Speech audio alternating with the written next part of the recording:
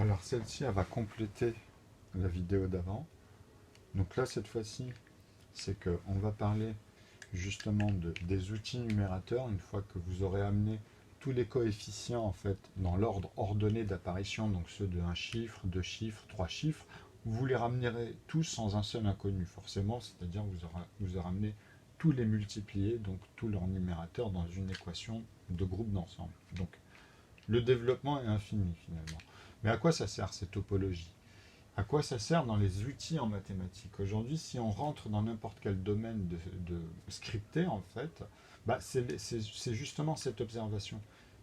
C'est-à-dire le nombre de lettres, le nombre de chiffres, où à chaque fois on doit avoir une quantité et voir les analogies en fait des inclusions qui, qui ont mis forcément. Donc l'analogie, elle ressort justement en énumérant et en observant en fait ces fonctionnalités que je vous ai dit.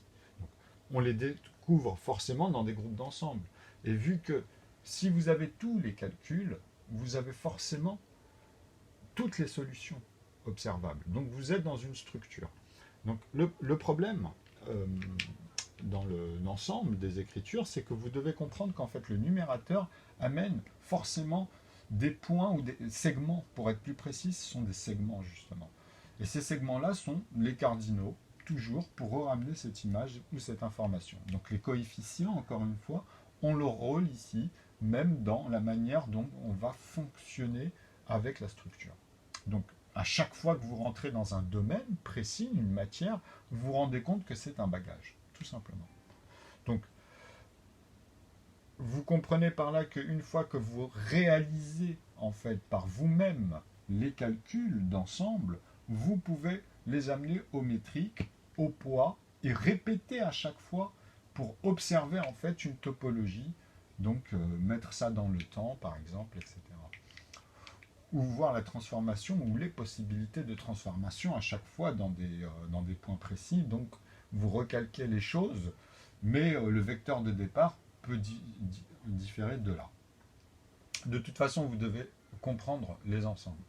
Et à chaque fois, pourquoi c'est différent quand vous refaites une synthèse sur un scénario où il y avait les mêmes éléments, mais en fait, les dénouements se passent autrement.